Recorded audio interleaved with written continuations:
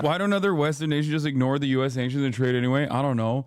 Maybe because 80% of all trade on the current planet is done with the dollar. Process like SWIFT runs the fucking world. U.S. recognizes Maduro's rival as winner of the Venezuelan election. Oh, dude, never mind. Now I'm reaffirming my commitment. To Maduro. Oh, brother, that's crazy. Oh, can you talk about Iran? I missed the start of the stream. No. Walter's been making a lot of really good. Walter's been making a lot of great videos making fun of the stuff, date the right stuff or whatever. Anyway. Wait, so do you think Maduro won? I didn't. Originally, I was like, you know, I thought that it was a little odd. Now I think he did. Even if he didn't. The United States on Thursday night recognized Venezuela's opposition presidential candidate Edmundo Gonzalez as the winner of the country's disputed presidential election. The announcement by Secretary of State Anthony J. Blinken comes despite a claim by country's authoritarian president Nicolas Maduro and by the government-controlled electoral body that Mr. Maduro won the vote. Mr. Maduro has yet to produce clear evidence of a victory, and election officials have failed to provide a vote count. Mr. Gonzalez's campaign says that it has receipts from more than 80% of voting machines that indicate that he won the election by an insurmountable margin. Mr. Blinken in a statement said that given the overwhelming evidence, it is clear to the United States and most importantly to the Venezuelan people that Edmundo Gonzalez Urrutia won the most votes in Venezuela's presidential election on Sunday. We congratulated Edmundo Gonzalez Urrutia on a successful campaign, Mr. Blinken continued. Now it's time for the Venezuelan parties to begin discussions of a respectful, peaceful transition in accordance with Venezuelan electoral law. It's wild how we talk about other countries. Like, it's so funny. Like, come on now. Like, that's an insane... Maduro 100% didn't win. Be for real right now? I don't think so. I don't think he... listen, you want to know what's funny about this? I think that every single person that disputed in Latin America... Every single person that's like even remotely left that disputed Maduro's election victory, including AMLO, including Lula, will probably turn around and be like, nope, never mind. Maduro won. He's the legitimate president. Myself included, despite not being of Latin American descent. Because you can't, like, this in and of itself is literally just like, it will negatively polarize people. Will negatively polarize people against every country looks at this and goes, dude, this is ridiculous. Lula Petro for Colombia and AMLO had a meeting today to talk about Venezuela, and they have it clear. Let's see the results, but no intervention, which is what's happening. Exactly. If America just shut the fuck up and took a step back for once, I'm almost certain that like these other countries would be like, let's actually look, let's intervene, or, let's see the vote results. Let's analyze how you actually won this victory. Because like it didn't pass the smell test, at least for me, on my first observation. Now, obviously, I'm over here. I don't know what the fuck's going on. It's hard.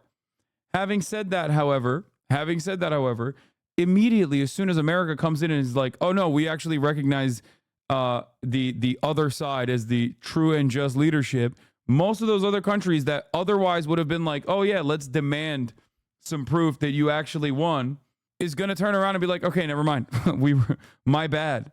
They're fucking the bag up for the Venezuelan people, as they have always fucked the bag up for Venezuelan people in general. America, I mean.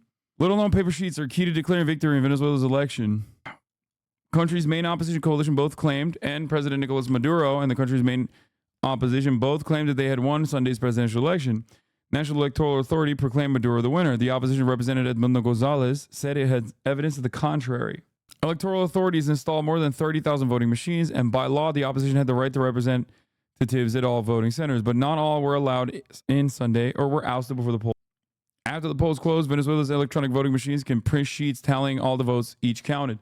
I've said this already. I said this in my last, when I covered it. Maduro is not a popular president or a popular guy in Venezuela. Part of that has to do with corruption. Part of that has to do with mismanagement. And a big chunk of that has to do with the sanctions placed on the country of Venezuela that has absolutely gutted and crippled Venezuela. These sanctions that are placed on the country of Venezuela are deliberately designed to create this kind of politically volatile situation in Venezuela so that you can create a structure where the people will inevitably rise up and overthrow its government. Okay?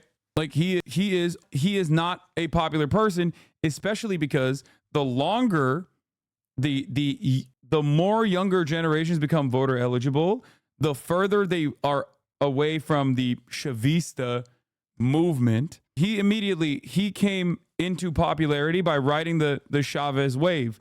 A lot of Americans also never recognized Chavez as a popular leader either, but Chavez was demonstrably fucking popular. Okay? Certainly polarizing, but still demonstrably popular. So popular that he basically fucking carried Maduro as a legacy pick. Okay? Of course, he was demonstrably popular by some of the most voiceless people in Western media. You know, indigenous populations, poor populations, rural folk. Those people don't get a lot of fucking coverage in American news in general. But that doesn't matter because those people still fucking vote. Okay? And Chavez was also an incredibly charismatic figure as well. So that popularity basically carried Maduro, but the crippling sanctions on Venezuela, like I said, paired up with the mismanagement of Venezuelan currency, an inability to diversify its productive output, and corruption in general, made it so that like more and more people who didn't grow up know what it was like, who didn't get captivated by the Chavista momentum and popularity, are of course understandably like, well, everything I've known growing up in this fucking country has been shit, and it's because of the guy in charge. So in a way, American sanctions over the course of a decade have basically become successful in creating a genuine anti-Maduro wing in the population, regardless of political ideology. This does not mean that every single person that hates Maduro in Venezuela is actually a fucking right-wing Christo-fascist or whatever. There are a lot of right-wingers in Venezuela as well. Of course, many of them now live in America. Go to Miami if you want to see what right-wing Venezuelans look like and think. Having said that, however, this does not mean that the genuine anti-Maduro sentiment expressed by the Venezuelan population is actually coming from just right-wingers. I strongly disagree with this line. Sanctions have never really worked as a popularity adjustment. Sanctions, over the course of the sanctions, the Venezuelan government's GDP, sanctions and also OPEC plus, like sanctions and the price of oil dropping dramatically together have literally destroyed the Venezuelan GDP. 99%. Almost. I mean, I'm exaggerating. So if you act like the sanctions did not play a role, then if they didn't play any fucking role in like genuinely creating an economic catastrophe in Venezuela, then there would be no sanctions on Venezuela. Come on. Let's be for fucking real. Doesn't every country have a right to stop trade with another country, whether it's China, India, or America, especially for moral reasons? Great question. Why is it that America happens to stop any other country on the fucking planet from even doing any kind of trade with Venezuela then? How come no one else gets to have a say except for the United States of America? Also, what's the moral reason? Like, because whether you agree with this or not, whether you like it or not, what sanctions are designed to do is collective punishment. Okay? Sanctions are supposed to cripple the economy so that it creates volatility inside of the country that will then inevitably lead to a real, resilient, anti-government movement inside of the country. Okay? If we were sanctioning countries for moral reasons, like we did in South Africa, I guess, we would be sanctioning the state of Israel. It's so odd that there are no sanctions on Israel, but sanctions on fucking Cuba for the crime of having a popular revolution and overthrowing a brutal, monstrous dictator that we were supplying with arms. So Here are declassified CIA documents on Cuban embargo sanctions that clearly state their goals to bring about hunger, desperation, and overthrow the government.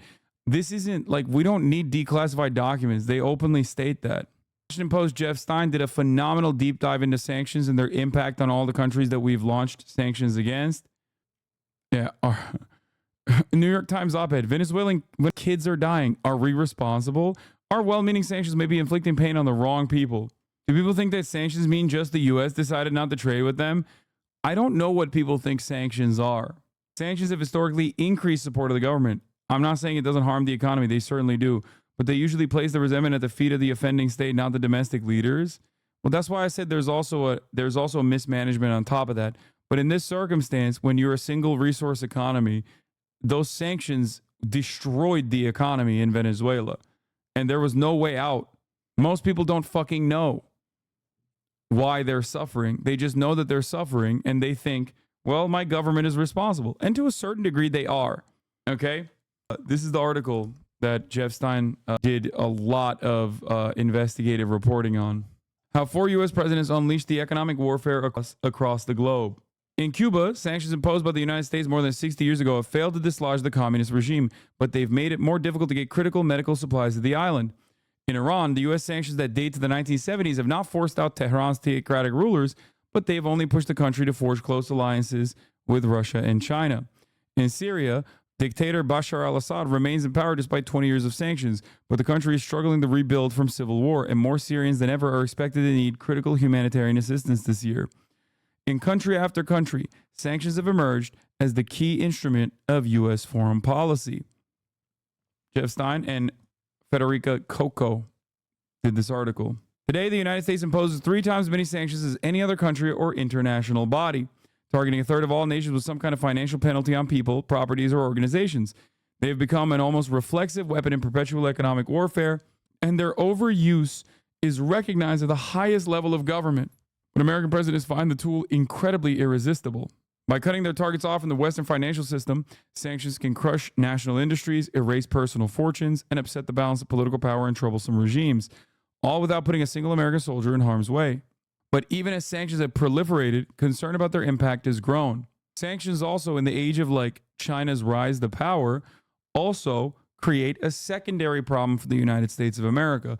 A problem in which China will come and fucking collaborate with you and cooperate with you and help you survive. This kind of happened with the USSR, and in the post-Cold War, post-dissolution of the USSR universe, there was no other alternative global power that could help these countries for strategic reasons, maybe not ideological ones, but simply because they were in the anti-America camp or they were victim to America's brutal sanctions regime.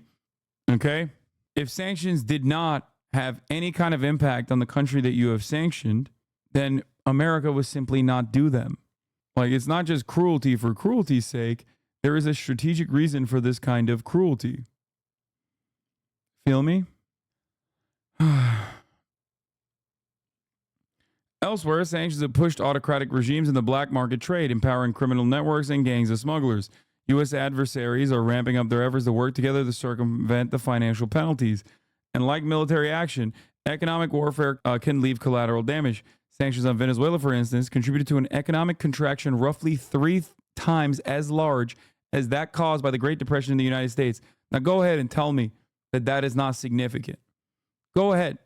Tell me that that wouldn't actually create a genuine environment of instability. This is functionally trying to bring about man-made famine conditions, bring about like some kind of genocidal condition, okay? You're out of your dang mind if you think that this is not unimaginably significant, okay? Get the fuck out of here, dude. Like I said, if it wasn't significant, then America would simply not do it, okay? And it always targets civilians. Sanctions have proliferated in recent years. Number of entities sanctioned and unsanctioned by the Office of Foreign Assets. Under Biden, they have skyrocketed. Trump also increased it dramatically. Look at the fucking sanctions that we had, and they just add on top of it too. Sanctions, or even just the threat of them, can be an effective policy tool, a way to punish bad behavior or pressure an adversary without resorting to military force. Sanctions have allowed the U.S. government to take moral, economically meaningful stands against perpetrators of war crimes. They helped bring an end to South Africa's apartheid regime and contributed to the eventual overthrow of the Serbian dictator Slobodan Milosevic. Even when they fail, proponents say they can be preferable to the alternative, which might be doing nothing or going to war. Still, North Korea has been sanctioned for more than half a century without halting Pyongyang's efforts to acquire nuclear weapons and intercontinental ballistic missiles. U.S. sanctions on Nicaragua have done little to deter the authoritarian regime of President Daniel Ortega.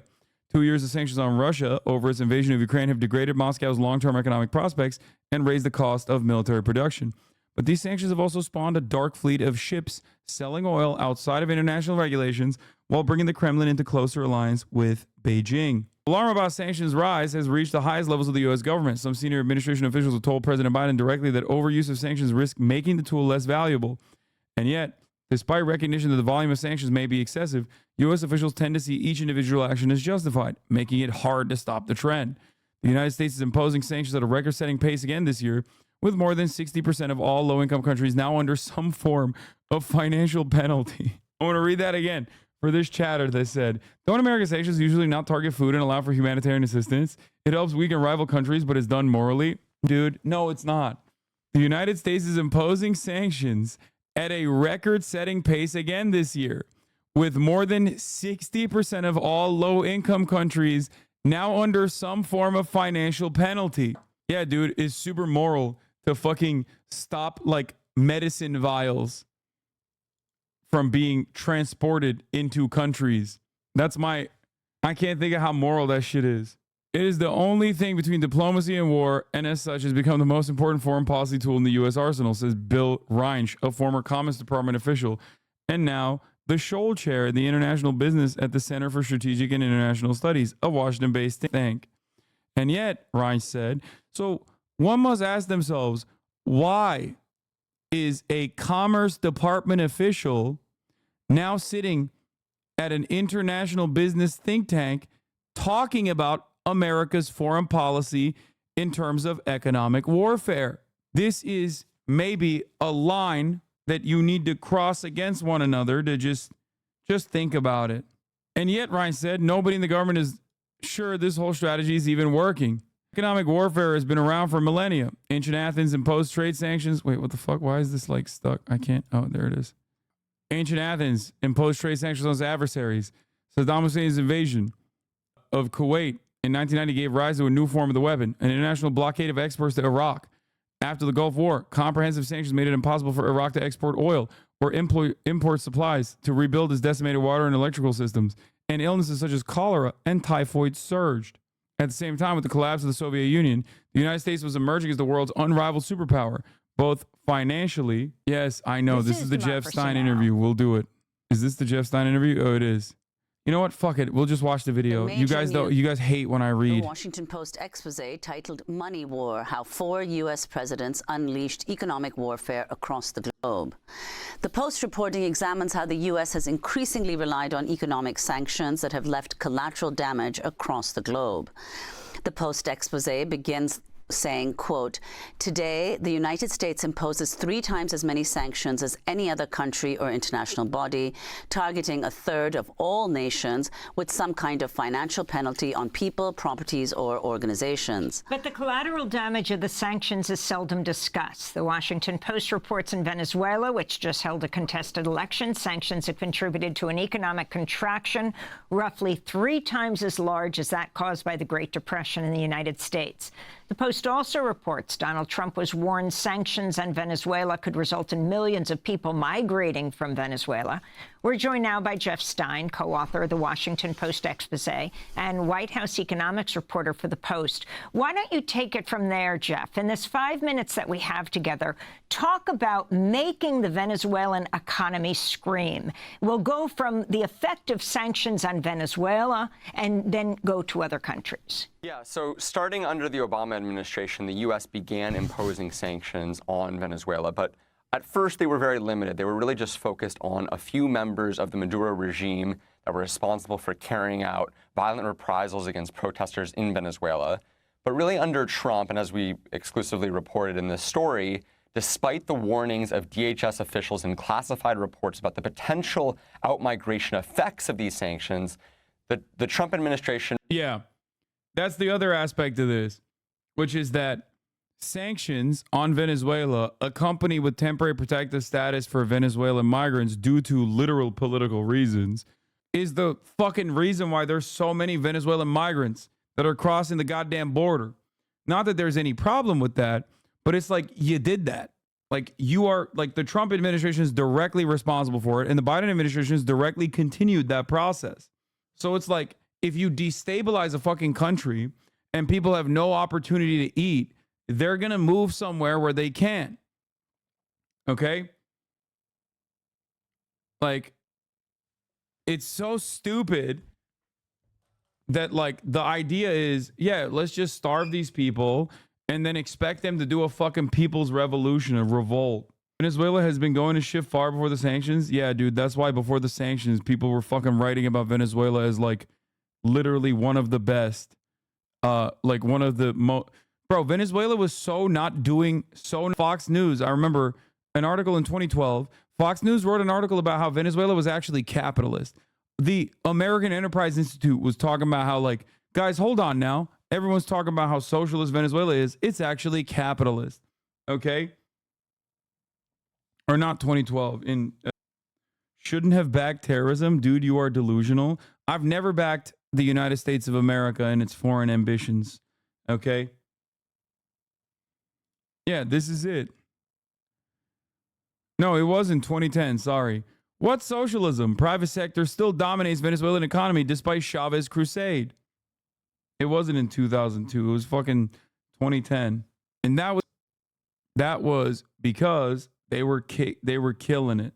Fox News is from the Associated Press. It doesn't matter. The American press was writing about Venezuela as a fucking capitalist country. And there's truth to that, by the way. There is truth to that. Venezuela brings free heating oil to poor in New York, even before then. You want to know why?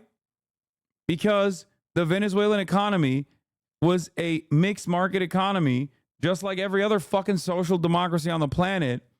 The only aspect of it that was nationalized, that was unfathomable for American capitalists, that terrified Venezuelan capitalists as well, and caused them to collaborate with the American State Department and try to forcibly overthrow the Chavez administration, was because they nationalized oil. That's it. They had a larger private sector, and this article shows very clearly, in 2010, they had a fucking larger private sector than France. One must ask themselves this question: how come Norway, which has its entirety of its extraction industries nationalized, never run into the same problem that Venezuela ran into? Is it because they're, smarter than the Venezuelans? Is that what it was? Or is it because they never received the same level of fucking international scrutiny, condemnation, sanctions, political ambitions of their own internal capitalists that collaborate with the American State Department in a similar fashion?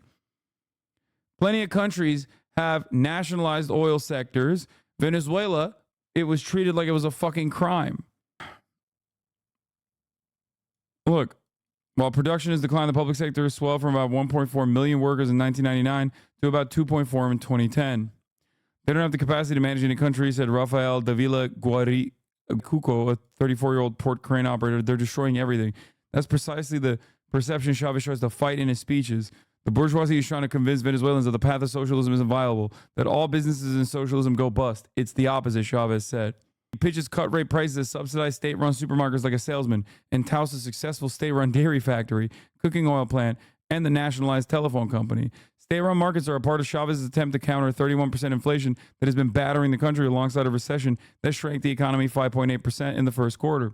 Venezuela is now the only South American country with a shrinking economy according to the latest figures available. Tensions are growing between Chavez and business leaders. What the fuck? Did they change this article? This article was like literally fucking talking about how sick Venezuela's economy is and how it's... Am I having a Bears moment? They updated in 2014. I still didn't read this article in 2010. I read it recently, but a couple years ago. Anyway, strategy of being selectively nationalized companies, set state-run supermarkets, promote worker-managed businesses while trying to convince Venezuelans to accept this vaguely defined brand of 21st century socialism. It's hard to sell a country hooked on consumerism. Oh, here, this is the one, yeah. Yet creating a socialist economy is one of Chavez's most elusive goals. a stark example of the disconnect between the president's rhetoric and the reality on the ground. In fact, the private sector still controls 2/3 of Venezuela's economy, the same as when Chavez was elected in 1998, according to estimates by central bank. Venezuela is socialist, but they persecute the Communist Party of Venezuela. No, dude, I'm not saying that, and neither are they. The point is that much has been made about, much criticism has been launched about socialism in Venezuela. Socialism in Venezuela is destroy the markets, is destroy the government, is destroy the country. And it objectively did not.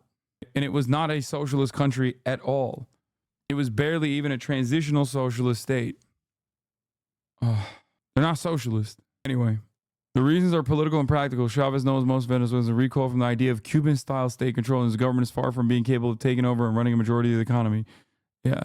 Anyway, let's continue with this. And really choked off the main source of export revenue. 96% of Venezuela's export revenue comes from oil sales. And what the U.S. effectively did over the course of 3 to 4 years was to block those sales from occurring in international markets. And that really strangled the joint ventures that were sort of the life. Yeah, that's it. That's the key thing.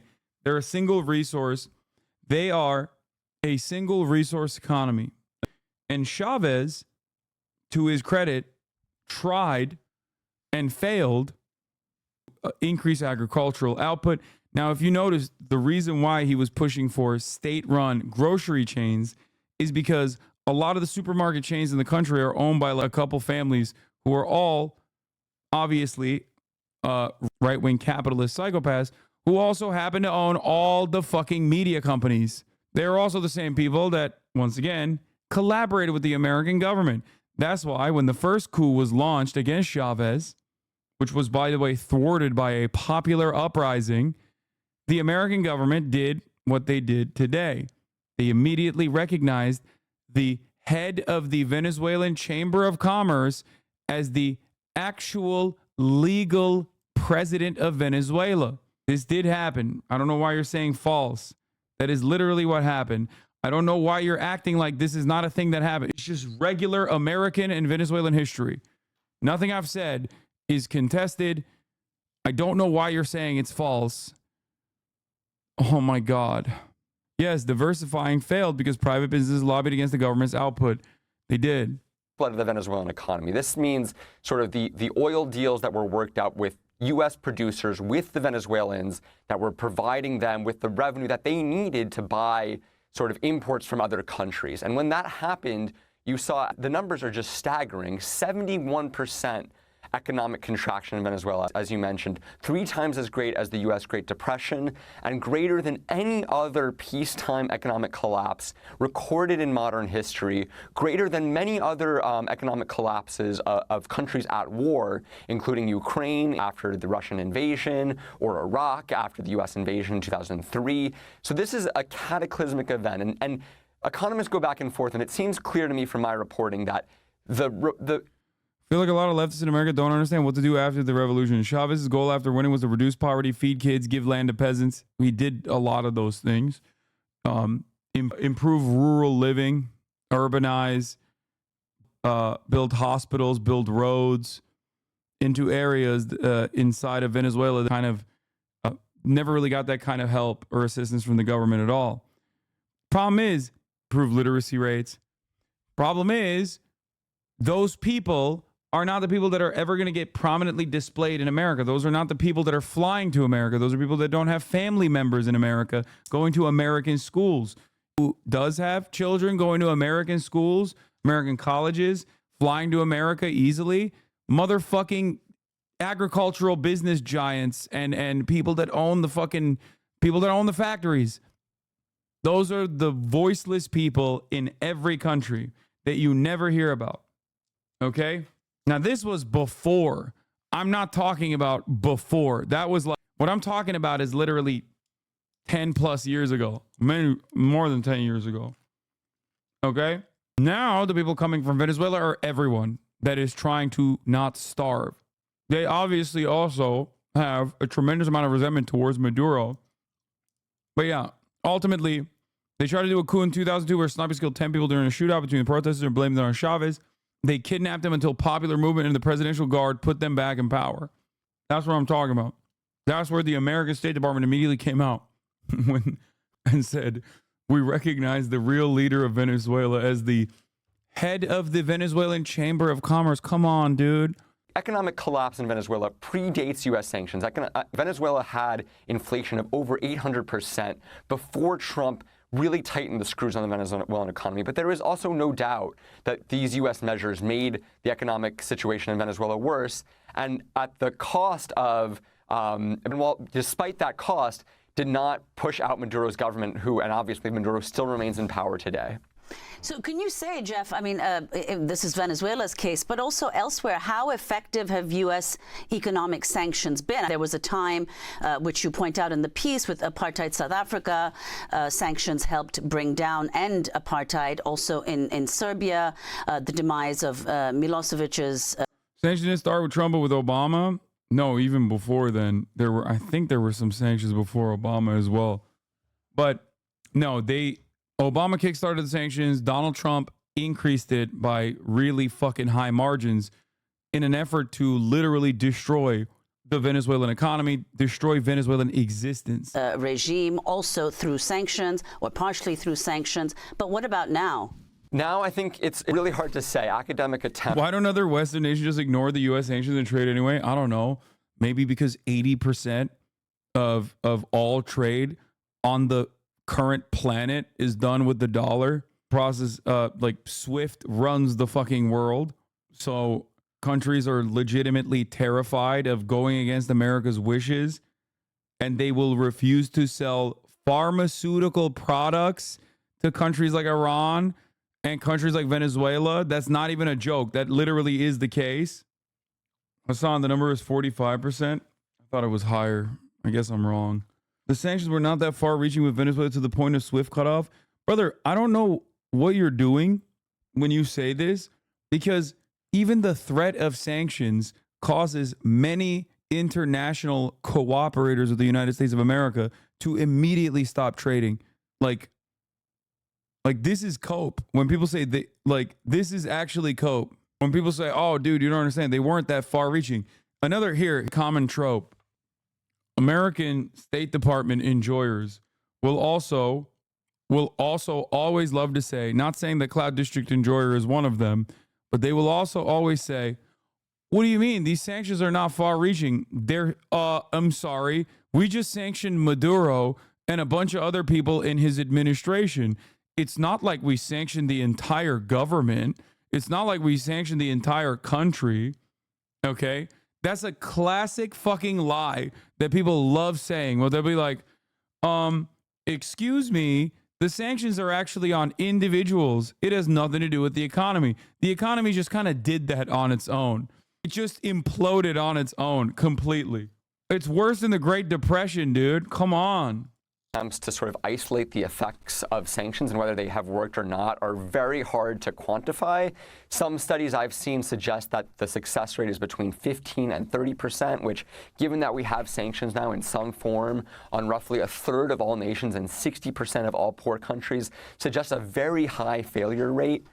We look in the piece at Cuba, Iran, Zimbabwe, Venezuela, Afghanistan, Syria. These are tens of millions, if not hundreds of millions of people who are being affected in some form by U.S. sanctions, where the regimes that the U.S. are intending to target have not changed hands, have not surrendered their hold on power. And maybe, the U.S. will say that these sanctions are still better than not having any measures because they deprive these regimes of funds at their disposal that they can use for, what the U.S. would say are pernicious activities that the U.S. does not want to see. But at the same time, in terms of actually leading to changes of regime, we don't really see that very much. And many critics will argue that, in fact, sanctions... Yeah, it just causes the fucking leadership to harden its stances and become increasingly more brutal for understandable reasons. There is no direct analog for the United States of America, so I can't even explain it to Americans because you will never understand it until you live in a country that is impacted by Western decisions. I say this as a Turkish person, okay? I know what it's like when your nation has to do austerity because the IMF told you so. So like, there is no way that I can describe this to an American human being because you have never experienced this and you will never know what it's like. It's impossible. That's why every like role reversal type situation has to be like basically an outside power, like a fucking alien coming down with like magical laser beams and dominating America for Americans to be able to fucking comprehend it. They just don't know. You will never know. Okay. You will never know the way that the rest of the planet exists under America and the Western banking system's fucking watchful eye and oppressive thumb. You just won't know. There's no way that I can like get you to understand that. Actually, and that's before we talk about even fucking sanctions. You know what I mean? I'm not even getting to the sanctions part. I'm just simply talking about like economic coercion. Embolden and empower the people in charge, these regimes in charge, because they curb civil society, they reduce the clout of private sector actors that often form a rival. Wait, hold on. This is really important. I'm going to rerun this. Changes of regime. We don't really see that very much. And critics will argue that, in fact, sanctions actually embolden and empower the in charge because they curb civil society, they reduce the clout of private sector actors that often form a rival power base to the sanctioned these regimes in charge. And so in case after case, we see very legitimate, it seems, criticisms of sanctions regimes. And what about Iran, to say the least, very much in the news today? Effect of the U.S. sanctions, and also how when the U.S. imposes sanctions, they also pressure other countries to do the same, of course, as we see in Cuba. Yeah, the Iran sanctions really first imposed in dramatic effect in 2010 through measures passed by the Obama administration and Congress really amounted to a fascinating expansion of U.S. sanction authority, where we really saw in a very significant way the first deployment of secondary sanctions, which were to say, we're not just sanctioning the party that we like here, but we're also going to say, if you engage with with the Iranian regime, we will target you. And so that, by the way, that looks like Carrefour's logo. For the record, like the sanctions already ruined trade negotiations to begin with. Like the secondary sanctions make it illegal to do trade across the board, right? But like direct sanctions already crippled trade relations with many countries. Okay. Like it already causes people to second guess whether or not they should continue trading with this country. That effectively represented a major expansion of sanctioning power, and really seemed. As a Latino, I see that as almost impossible to explain USA intervention to an American. No, I think people in this community get it. It also goes beyond that. Yeah, we're like literally intercepting export ships and shit. Like. Remember when everyone freaked out over the fucking Houthis, the Ansar Allah administration being like, yeah, if you're trying to do trade with Israel, like we will take your shit. And everyone was like, what the fuck? That's terrorism. What the fuck? That's piracy. It's like, dude, America does that as well. What are you talking about? When we do it, it's like, it's a given. We don't, half the time, we don't even have to do it. Because when we just say no more trade, that's it. It stops. The advocates of, like, think about it this way. Everyone talked about Biden giving back Iran $6 billion of frozen assets. That was because Iran had sold South Korea $6 billion worth of oil. That was not our money to just stop Iran from getting. Okay? We unfroze those assets, as in $6 billion of oil was purchased by the South Korean government, okay? That was Iran. I know, I said that. Okay? Biden unfroze those assets, and everyone was like, dude, I can't believe Biden's giving $6 billion to Iran. And it's like, the fuck? What do you mean? That's their money. Like, they sold that fucking oil. U.S. doesn't blow up cargo ships to remotely operated drones like you blow us up at the top of every hour? Fuck you. Oh my God. God damn it. I got multiple times today. What the fuck is going on? As a Chinese person, I can tell you that there's been nothing better for Chinese nationals than American sanctions. I've had lib-ass relatives that like the U.S. turn complete 180, and now they talk like they want to nuke New York City. Don't say that in this. There are literal fucking America lovers in here. They're going to hear you say that and be like, oh, this is why we got to nuke China first. We got to nuke Beijing. That's what they're going to say. Sanctions to be a very effective approach because obviously in 2015, the Obama administration worked with the Iranian regime on a nuclear deal that sanctions advocates hailed as the product of this pressure campaign. That said, the U.S. under Trump, pulled out of that deal. And so any people who say that the Iranian sanctions under Obama were successful have to contend with the fact that we abandoned as a country that deal quite quickly and left the Iranians in the lurch, and have since then seen the Iranians work with Russia, work with the Cubans, work with other powers that the U.S. is opposed to on foreign. That's why it's so funny when they're like, oh my God, I can't believe there's like nuclear submarines, Russian nuclear submarines on the coast of Cuba. And it's like, yeah, dude, we deserve it. Okay. I live here. I could possibly get nuked too. But let me tell you, okay, as someone who fucking lives here, like, what do you think is going to happen? Of course, dude. We made that shit happen. Cuba is literally in the ass cheek of the United States of America. It's a fucking tiny ass island slammed in like swimming distance to the world's most violent imperialist superpower. Okay. And like, we're shocked that they're cooperating with other countries after we literally had one of the most gruesome, most brutal, crippling sanctions regimes for the crime of overthrowing a violent, brutal dictator that we happen to like and gave a shit ton of arms to because he was operating the island like our own personal fucking sugar plantation and tourism destination for our mafia. That's it. That's what the fuck Batista was doing. We were like, that shit's awesome. Keep doing that. We're going to give you all the guns you need. Okay, King? Oh no, you got overthrown.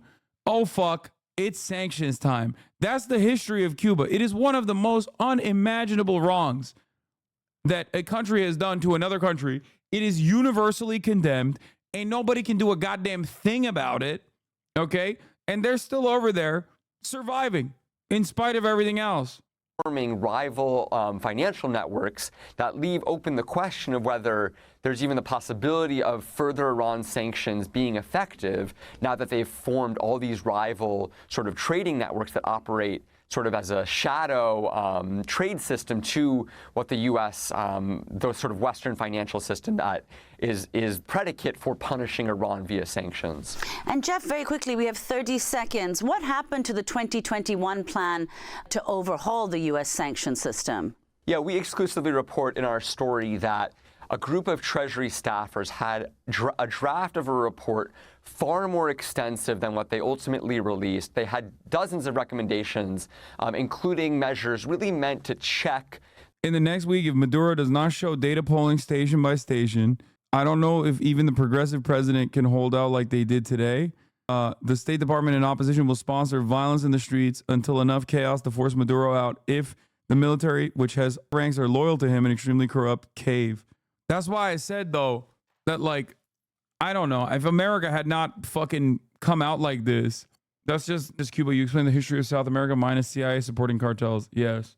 The progressive president is referring to Lula, Petro, and AMLO. Yeah.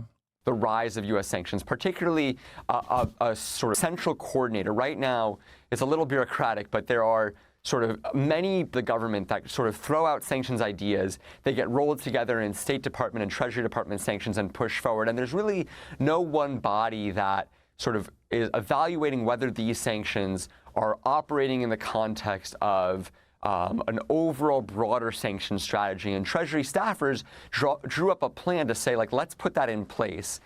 But disagreements with the State Department, sort of the overall inertia of sanctions, where they seem so easy, so effective, they seem to the U.S. government much easier than going to war, much easier than doing nothing, or much more politically palatable than doing nothing.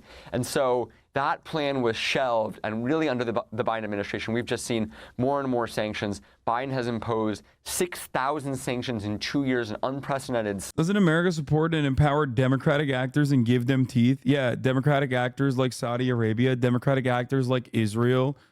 What fucking democratic actors? No, there's no democratic actors that we're giving teeth to, okay? Yeah, we were doing so much democratic acting during the period of the Marshall Plan and the immediate aftermath of World War II, when we literally fucking activated Nazi fascists that did not get prosecuted in Western Europe to genuinely cause chaos, commotion, engage in acts of terror with the specific purpose of overthrowing any kind of socialist, trade unionist government, any kind of democratic socialist government that they had. That was empowering democracy. You know, that's what we did. Democratic actors like Pinochet, which we, in Latin America, every fucking country in Latin America that we have talked about has been impacted by America's democratic actions. Is crazy. And the fact that that has continued really reflects the inability of the U.S. to get this problem or to get this number down. This is how democracy now always ends, dude. It's so funny. It literally always is like they're running out of time and they're hurrying through the process. Anyway, so yeah, collapse of the Soviet Union. U.S. is emerging as the world's unrivaled superpower, both financially, militarily. Governments and banks around the world were dependent on the U.S. dollar. It remains the dominant currency on Earth. Today, the dollar buys access to the American economy, but also undergirds international trade, even when there is no connection to an American bank or business. Commodities like oil are priced globally against the greenback, and countries trading their own currencies rely on dollars to complete international transactions. That financial supremacy creates a risk for U.S. adversaries, even some allies. What?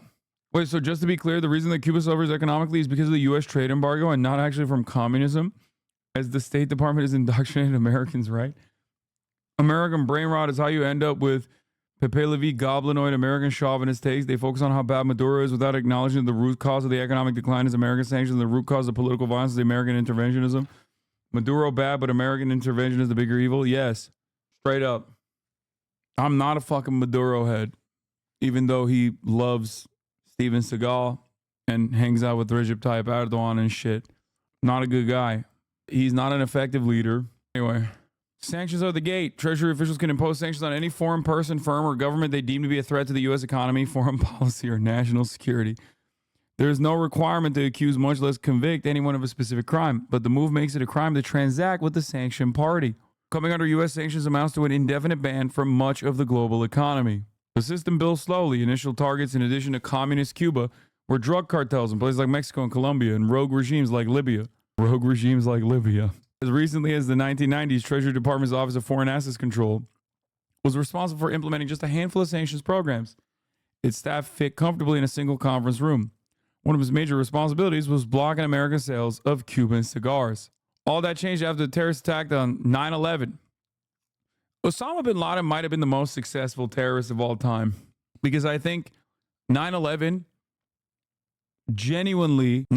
I think, legitimately kickstarted the last era of American empire. It was obviously self-inflicted, but like we just went into overdrive we started firing on all cylinders, both domestically and with respect to our foreign policy. We just became this like belligerent. We were already an evil belligerent force around the planet, but it straight up just, it set into motion actions that would inevitably lead to the death of American empire, like a spark on a powder keg.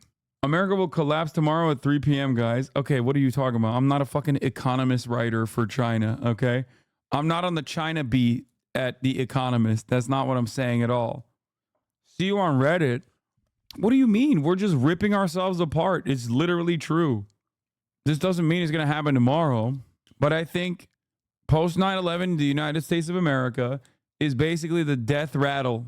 Like, it's the final chapter.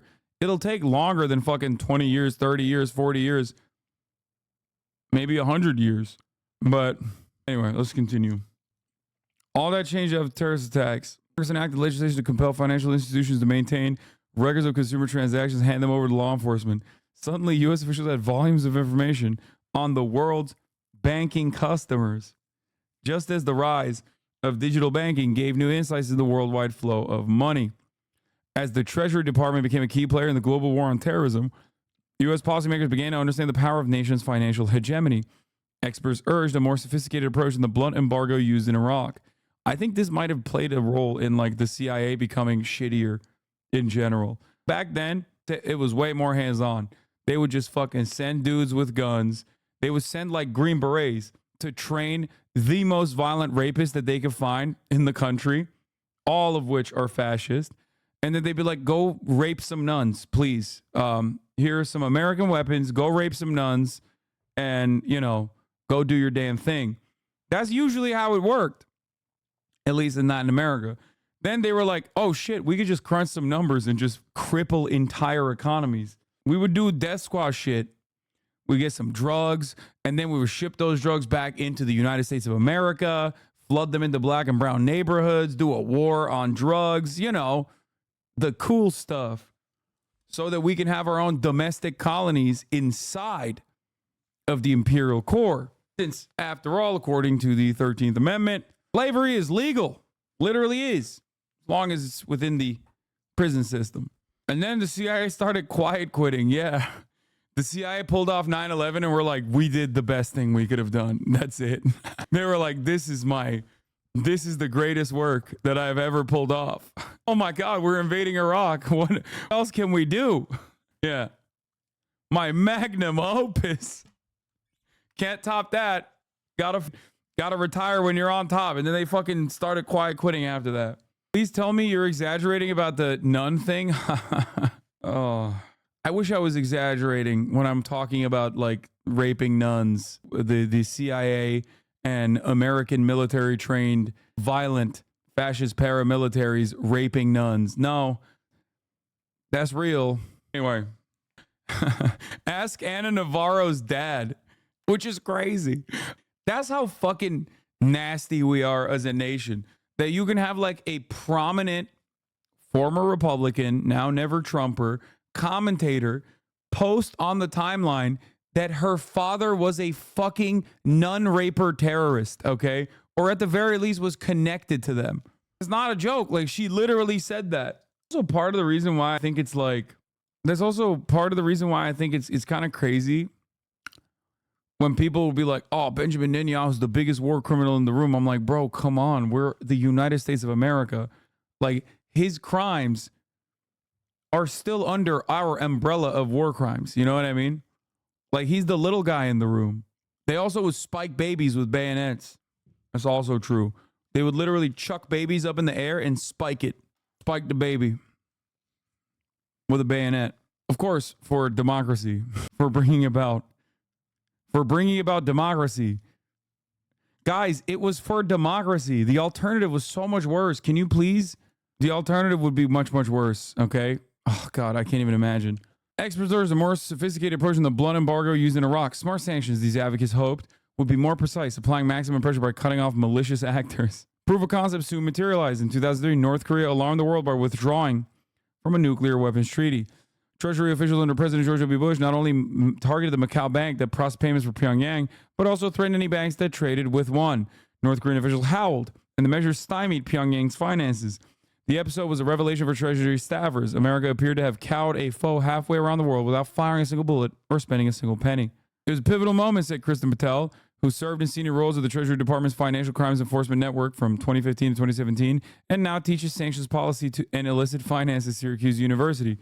Treasury got the go-ahead to start pounding things with his hammer. The playbook soon shifted to include bigger targets and more aggressive enforcement. In 2010, Barack Obama worked with Congress to approve sanctions designed to force Iran to give up its nuclear ambitions. The Justice Department began levying billions of dollars in fines on Western banks that defied Treasury prohibitions. These sanctions applied not just to Iran, but also to firms trading with Iran, undercutting Tehran's links to international markets. Iranian leaders buckled, deciding to seek a nuclear deal that promised to end the financial isolation, which is why what Donald Trump did was so insanely fucked, by the way. Like, so impressively fucked. Like, you would think America can't get any worse, and then, you know. Yo tires have petroleum in them, I'm afraid. This is a boy video. So I think I'm going to have to confiscate your tires. 他们要拿走我的胎，说里面有 petroleum。我就奇怪了很久，所以我现在在。This shows the far-reaching consequences of sanctions and how fucking it's not just marginal and irrelevant. I gotta pee. Tensions with North Korea are at an all-time high. We've seen rocket tests on one side and aggressive military drills on the other, and just mean nicknames all around. And just when it starts to reach boiling point, we somehow avoid nuclear war and just slap on a bunch of sanctions instead. It's really good. We dodged a bullet with that one. Well, I don't know, maybe the US dodged a bullet, but this new round of sanctions, it cuts out 30% of North Korea's GDP. I mean, you remember the financial crisis of 2008? That only cut out 5% of America's GDP. The worst recession since the Great Depression. Okay, now picture that, but multiply it by 6. The worst recession since the Great Depression. Hideous! Yeah, exactly. And this is exactly what the North Koreans are going through right now because of these sanctions. The West has been slapping these sanctions on countries for decades now. Yeah, but come on, these aren't your regular everyday sanctions. They call this something completely different. Targeted sanctions. Targeted sanctions. More targeted sanctions. Smart sanctions. Smart sanctions. Smart sanctions. Oh yeah, the smart sanctions. These ones are so smart that they killed 576,000 Iraqi children in just 4 years in the 90s. No. It's in the news. Those are the old sanctions. These are the new smart sanctions. They're so advanced that they only target the people at the top of the regime. The order allows for targeting individuals. Target individuals.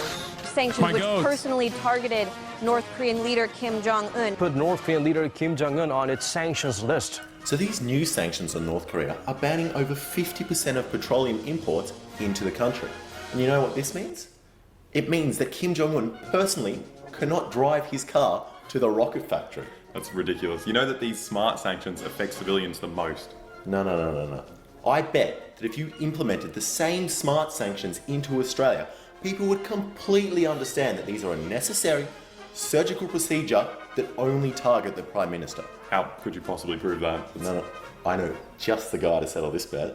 Faster than an intercontinental ballistic missile. Less visible than a stealth bomber. An unwelcome visitor from a much more powerful country. It's Sanction Man. So young. Bro, this was in 2017. Immediately, bro. Kim executed teens recently for consuming South Korean media. We're literally talking about America's sanctions actually being responsible for the death and destruction of an endless number of teenagers in North Korea. And you over here are like, well, dude, Kim is executing teens in North Korea for South Korean media. It's like, brother, you not hear what's going on? And no, I read the story. They actually executed them because the kids were not pulling the trains fast enough. And one of them reportedly did not share, in a communist way, his rat to eat with his fellow comrades. That's why they executed the kids. Just let you know that I've changed the price of petroleum outside on your board there. Because of the new United Nations Resolution 2375. I just want to let you know I'm going to be back tomorrow with some more nines to put on the sign to change the price. What's the price? Well, the price at the moment is $911 per litre. There's a new sanction on petroleum which is changing the way buses run. So we're only running buses that are going predominantly downhill. Serious? Yeah, serious. Is it going uphill or is it going downhill? It's going up like that, get back. I think that one is cancelled as well. Is it? This is the kind of sarcasm that gets you in trouble on BD. Okay, well, I don't know what else you want me to do. Maybe I should wear I should wear Maoist garb. Yeah. So no buses are getting cancelled today? Not if they're going uphill. Is any buses going to Surrey Hills? I'm not sure. Yeah. Surrey Hills uphill or downhill? Do North Koreans even drive? How does this affect them? Yes, dude. What? Yes, North Koreans drive. There are cars in North Korea, chatter. Yes, it's not as, it's not like New York City. Low key, that's not a terrible question. Oh my God, yes, dude. North Korea has cars, and yes, people in North Korea do drive. Like, there's a lot less cars in general, but yes, of course they have cars. buses and taxis. It's crazy because they actually hired all those people. This was 8 years ago. Dude, the thing is, North Korea used to be fucked after the collapse of the USSR. Like, fucked, okay? Massive famine. Did America do anything about it? Fuck no. They were like, yeah, let them die. Who cares?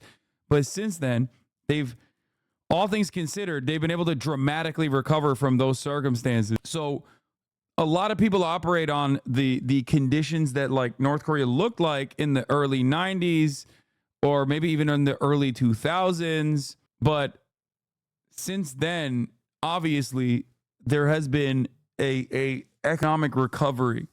Doesn't mean that the situation is great. That doesn't change the reality that the government is incredibly restrictive. Partially, it is because of the consequence of crippling international sanctions, lack of international access in general, and leads, I think, the paranoid leadership to be even more despotic. But no, they're not fucking Amish. No, the reason why I'm not saying that the Korean War is because post-Korean War, North Korea's recovery, all things considered, was pretty solid. They were in a better circumstance even after America destroyed pretty much every fucking city. They were still in a better situation due to, one, the relief that we're getting from the USSR and the trade that they were engaging in with the USSR. And they were actually better off than even South Korea for quite a while. When people think about North Korea, they think about like post-collapse of the USSR North Korea.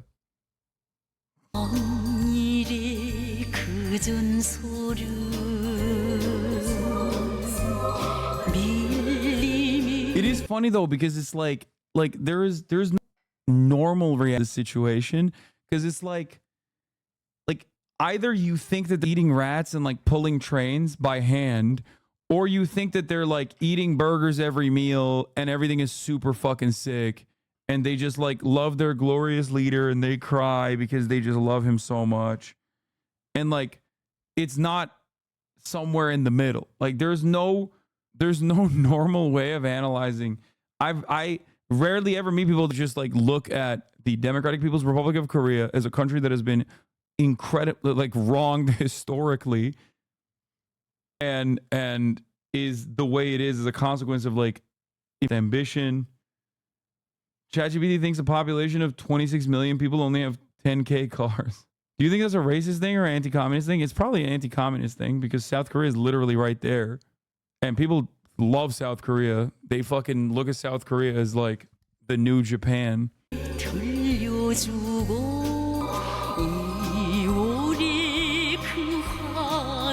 Wouldn't Iran be like a good analogous situation, just a less developed, more isolated version? Not that West always understand Iran, but yeah, what do you mean?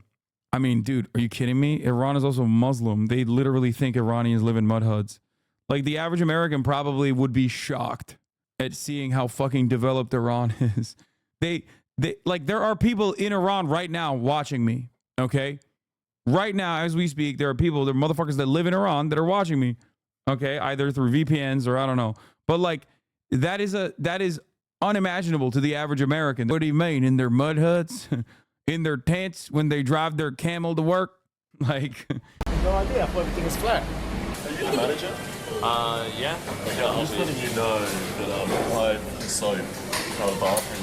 Yeah, because this contains petroleum. Yeah, and in accordance with the new Resolution 2375 from the United Nations, we're going to have to confiscate it. Excuse me. Could I see the ball? We just had some... I think... Because I'm just with the United Nations. Yeah. And we're taking a look at balls that contain petroleum in regards to the new sanctions. So I think I'm going to have to take this ball. Yeah, I'm sorry about that. I'm sorry. I just have to take it. I'm sorry about that. no, excuse me. Are you... Anyway, that's the point, is that like the notion that sanctions do not have like massive consequences on the entire population and only harm... Wait, where the fuck did the article go? Shit. Did I accidentally turn off the article? God damn it. I have fiber optic and you don't? Bitch, shut up. So does Hezbollah, okay? So does Hezbollah. They have fiber optic. I don't. I fucking hate it. That's one Hassan, at least, that has fiber optic. You know what I mean? Anyway, Congress got in the act of flooding the State Department and the White House with requests for sanctions that in some cases appeared to intend cut off foreign competition from Home State Industries. In 2011, a holiday party in the Hotel Harrington in downtown Washington, Adam Suzubin, the director of OFAC, sang a song titled Every Little Thing We Do Is Sanctions, to the tune of Every Little Thing She Does Is Magic by the Police. Suzubin confirmed in an email. Some experts saw the surge as spiraling out of control. Those experts were pussies. It was good, actually, bitch. That's what I said to those experts. Pff, pah. Smart sanctions were made to be a buffet of choice where you fit the particular imposed sanctions of the offense and vulnerability of the country, said George Lopez. Instead, policymakers walked in the buffet and said, I'm going to pile everything onto my plate. 2014, Russia's illegal annexation of Crimea from Ukraine presented Treasury with a huge challenge. Countries like North Korea and Iran were viewed as serious national security threats, but nobody believed they were integral to global finance. Now, Treasury was forced to confront one of the 10 biggest economies in the world. A wrong move could send global markets reeling. By the way, this is the real reason why, we don't want the Chinese smoke either.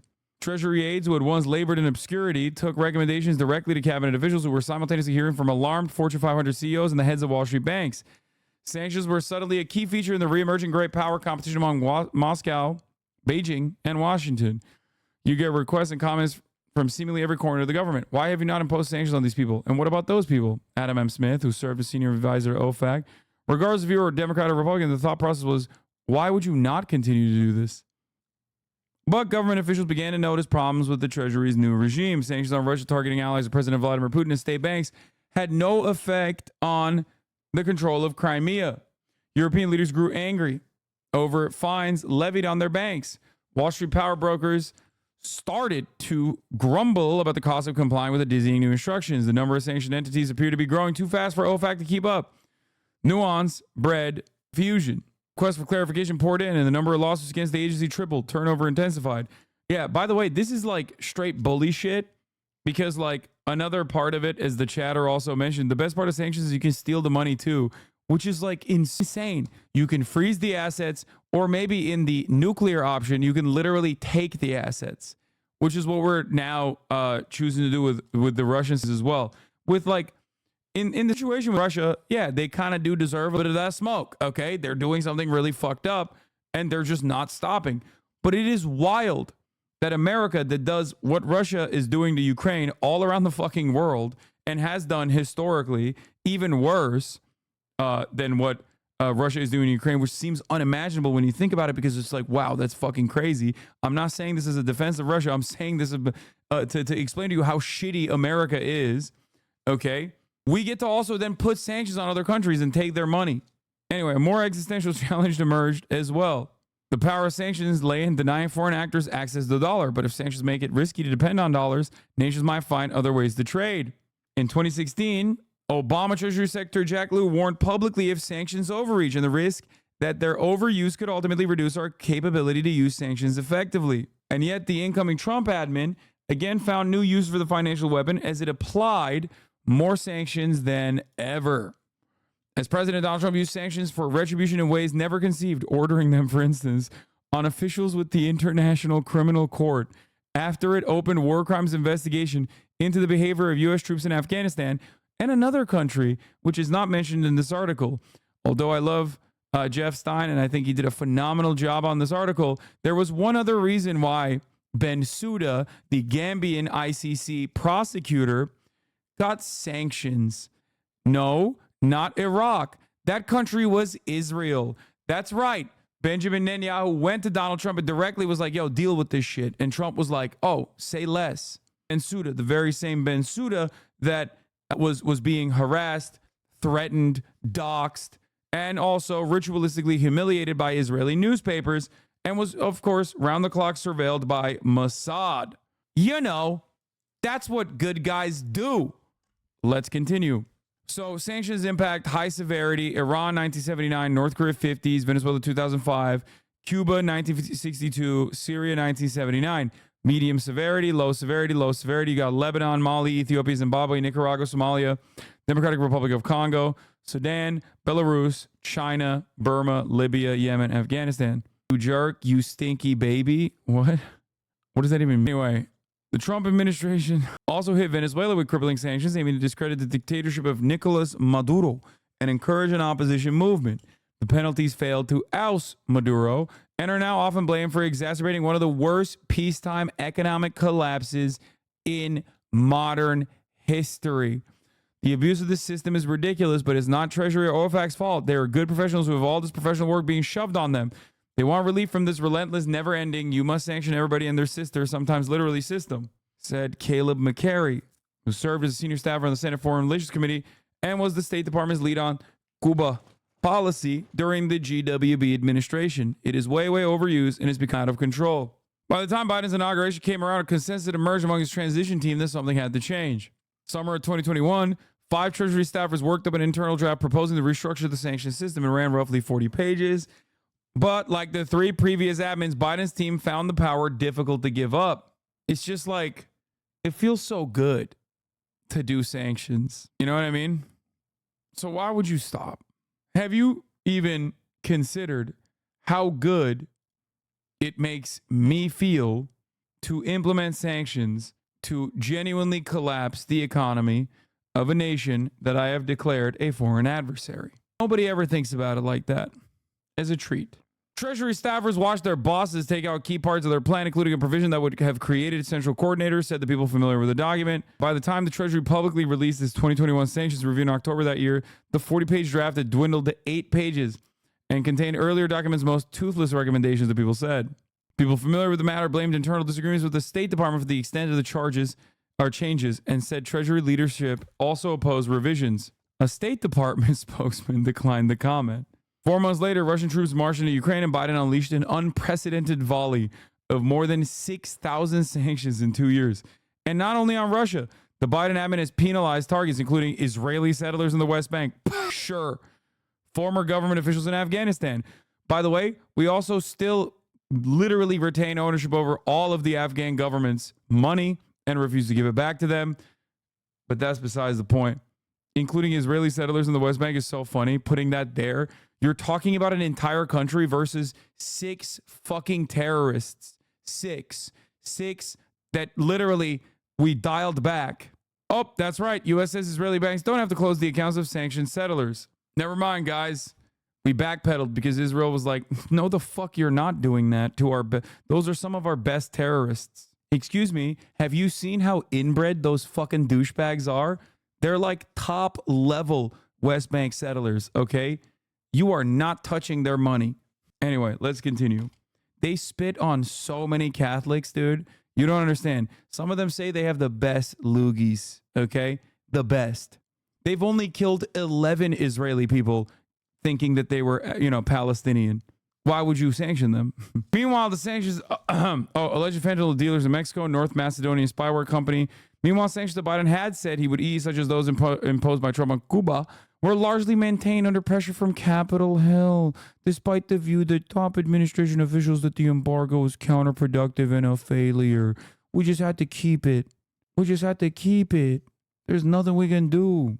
Biden admin has taken steps to mitigate unintended consequences. Last year, Treasury announced that it had hired economists to staff a new division analyzing the economic impact of sanctions. It's called the Flex Squad, where they look at how fucking hard they've dunked on some of the poorest countries on the fucking planet. They're like, damn, we really fucked these motherfuckers up.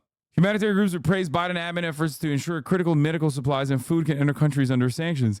And some critics' worst fears have not materialized. The dollar remains the world's top reserve currency, at least for now. Sanctions are an important tool that can help promote our national security, but they should be only used as part of broader foreign policy strategy, Deputy Treasurer Secretary Wally Adeyemo said in a statement. 2021 Sanctions Review has provided a useful roadmap to help us refine the use of this important tool, the watered-down version.